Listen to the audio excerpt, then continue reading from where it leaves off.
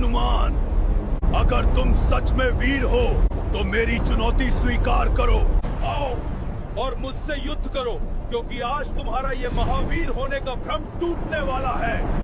लेकिन बाली ने हनुमान को वह चुनौती किसी भ्रम में आकर नहीं दी, बल्कि वह तो उस वरदान के अहंकार में चूर था जो स्वयं ब्रह्मा जी ने उसे दी थी। उसका वरदान था कि जो भी योद्धा बाली के सामने युद्ध करेगा उसकी आधी शक्ति स्वयं बाली के भीतर समा जाएगी, और इसी कारण दुनिया में कोई ऐसा योद्धा नहीं था जो बाली को परास्त कर सके। किंतु महाबली हनुमान ने वह चुनौती स्वीकार कर ली। अगले दिन जब हनुमान जी अखाड़े की ओर बढ़ रहे थे, तभी स्वयं ब्रह्मा जी उनके सामने प्रकट हुए और उन्होंने कहा, हे हनुमान, तुम युद्ध करो, लेकिन अपने बल का केवल 10वां भाग लेकर, बाकी शक्ति अपने आराध्य प्रभु श्री राम के चरणों में छोड़ दो। हनुमान जी ने तुरंत ही ब्रह्मा जी की आज्ञा मान ली, और जैसे ही हनुमान जी अखाड़े में पहुँचे, उन्हें देखकर बाली जोर जोर से हंसने लगा। वह मन ही मन बोला, आज हनुमान की आधी शक्ति मेरी हो जाएगी, फिर यह मेरा क्या मुकाबला करेगा। लेकिन जैसे ही बाली ने हनुमान जी की शक्ति खींचनी शुरू की, उसके साथ कुछ ऐसा हुआ जिसकी उसने कल्पना भी नहीं की थी। अचानक बाली की नसें नीली पड़ने लगी, उसका हृदय तेजी से धड़कने लगा और उसे लगा जैसे उसका सीना ही फट जाएगा। हनुमान की उस थोड़ी सी शक्ति को भी उसका शरीर सह नहीं पा रहा था। बाली के मस्तिष्क की नसें फटने लगी और उसे लगा कि वह अभी भस्म हो जाएगा। तभी वहाँ स्वयं ब्रह्मा जी प्रकट हुए और बोले, मूर्ख बाली, तुरंत यहाँ से भाग जा, अन्यथा तेरा शरीर अभी टुकड़ों में बिखर जाएगा। तू जानता भी है तू किसके सामने खड़ा है? यह कोई साधारण वानर नहीं, साक्षात शिव के अंश हैं। उनकी आधी शक्ति तो दूर, तू उनके 10वें अंश का भार भी नहीं सह सकता। यह सुनते ही बाली भय से कांप उठा और अपनी पूरी शक्ति लगाकर वहाँ से कोसों दूर भाग गया। तब जाकर उसके प्राण बचे।